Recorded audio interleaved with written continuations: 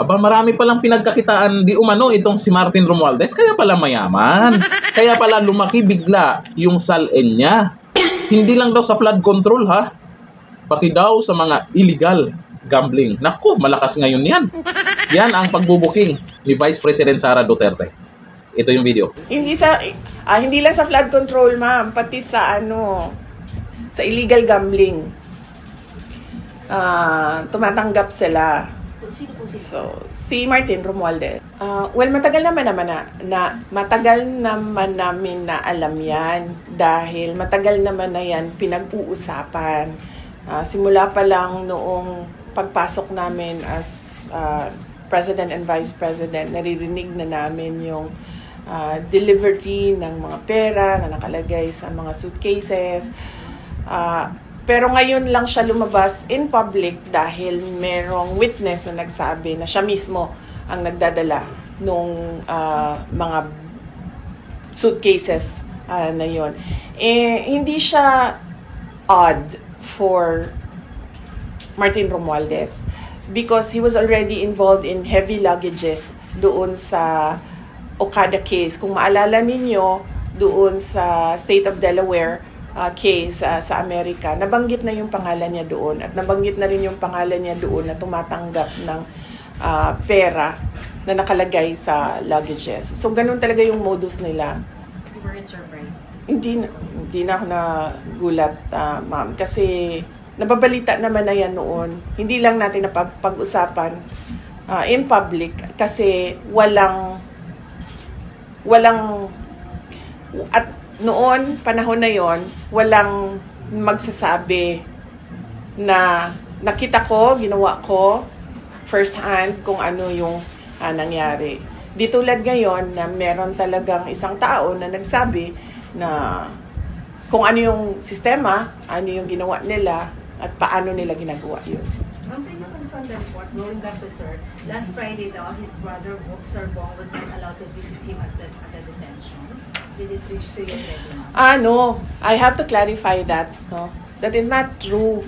I made a mistake kasi ako yung nagta-traffic nung scheduling ng mga tao na bibisita sa The Hague. Noong merong pinasa sa akin na listahan ng schedule, akala ko yun na yung final confirmed schedule. Hindi nakasali doon yung Friday nakaraan na schedule.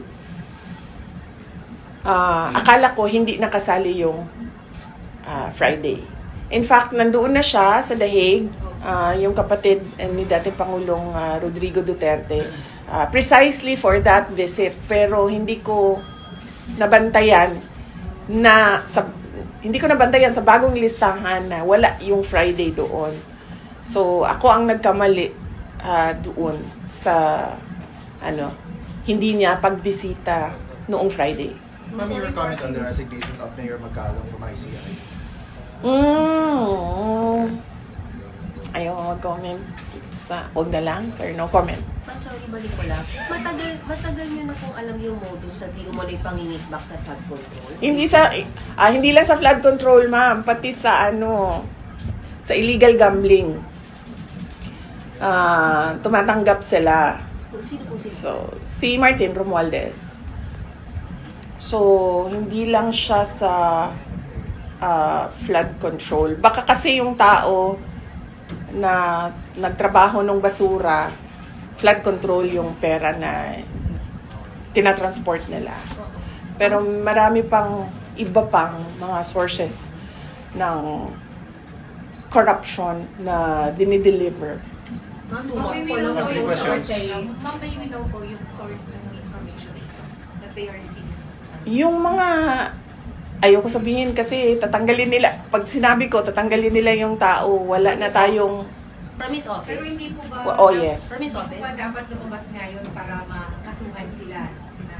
Ayaw lumabas ng mga tao eh. Dati pa naman kami nagsasabi na na magsalita kayo. Takot lahat kasi magsalita ngayon dahil syempre aabot yun until the office of the president. Malamang, hindi din alam ni Don Yurian. Sino yung may malaking confidential fund? Diyan po nagagamit ni VP Sara Duterte yung sinasabing confidential fund. Yung mga naghahanap kasi na saan ginagamit ni VP Sara yung confidential fund, bakit hindi sasabihin? Sasabihin sa inyo, confidential nga eh. Paano kung mayroon siyang tao na diyan sa nakinabang diyan sa confidential fund na kung saan nakakuha siya ng impormasyon kagaya nito. Malay nyo, kakilala nila Tamba, kakilala nila Junior, yung nakukuhanan niya ng impormasyon. Sasabihin niya po public? Sasabihin niya kung sino yun? Sasabihin niya kung ano yung totoong pangalan nun? Ay ipapahamak niya yung tao. Paano siya makakuha ng mga information? Kagaya nito, sa mga nalalaman niya, noon pa, binubuking na niya yung tungkol sa kay Saldico, tungkol dito, kung ano yung mga nalalaman po niya. Ang nangyayari ngayon, mas lalo pang dumadami ang nakikinig at naniniwala kay Vice President Sara Duterte. Bakit? Noon, nabanggit nga niya itong mga pangyayari ngayon tungkol sa korupsyon. Kaya isa ding dahilan, kaya nag-resign siya sa DepEd. Ngayon, anyari na. Unti-unti nang sinisigaw ng taong bayan kung sino yung magnanakaw. Unti-unti nang dumadami yung nagsisigaw na sino ang totoong magnanakaw. Sino ba yung kinakanta na sa kalsada? Martin magnanakaw. Wala namang nagkakanta dyan na VP Sara magnanakaw. Wala. Yun nga lang, yung iba dyan, lalo na yung mga anti-Duterte, takot sila na mag-resign si Marcos kasi ang papalit si VP Sara Duterte ay malamang ayaw nila niyan. Ayaw nila sa korupsyon, kaso takot sila sa mga Duterte. Pero titingnan natin kung hanggang saan ang tibay ni Tamba. Nakalain mo sa mga nagrarally, binabanggit na yung pangalan niya.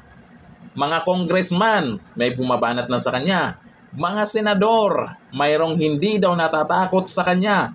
Vice President, nakalain mo mula sa baba hanggang sa taas. Kulang na lang si Junior magsalita. Takot daw si Junior. Kitamba, sabi nila. Ayon dito kay Aris. Ayon kay Aris. Hindi pa nagkamali si VP Sara. Di ba sinabi niya noon na ang nagkontrol ng budget ng bansa ay sina Romualdez at Saldico? At totoo nga. Tingnan nyo naman yan. Sabi ni Jen Pardo, malawak ang radar ni VP tungkol sa katiwalian ni Tamba at ngagma. Dahil nagagamit ng tama yung confidential fund niya. Pero yung isa, bilyon ang confidential, laging walang alam. Walang alam, hindi ko kayam, iyak-iyakan na lang, galit-galitan na lang. Sabi ni Rap Merson, atake na sa puso si Romualdez dito. Nako, makikita nyo naman kung ano yung mga banat na kay Romualdez ngayon. Pati mga senador, kahapon, sila Chis Escudero, nako, nagsalita na rin. Sabi ni Sok Kitty, tumanggap din sa Okada Casino issue, grabe. Lumalabas na ang mga baho nila. Sabi ni Rolando Cruz, ngayon nyo itanong kung saan, paano, kanino, kailan, bakit ginagamit yung intel or confidential funds. At kung bakit pilit na inaalam at ayaw tantanan ng mga alipores nung mandarambong yung confidential funds. Kasi naman, confidential nga Sabagay, wala kasi silang ibang maibato kay VP Sara. Wala silang ibang masilip kay VP Sara. Pero tingnan nyo naman, yung kay Tamba, matindi yan. Kaya sana, itong mga senador, magtulong-tulungan. Hindi yung iba dyan, takot daw. Or baka pinagtatakpan. Tingnan nyo naman, bagong senador na si Marcoleta, parang siya yung maraming nagawa na. Yung Senate President, matagal na. Pero itbulaga pa rin daw, di ba? Hanggang dito na lang, thank you. Bye-bye.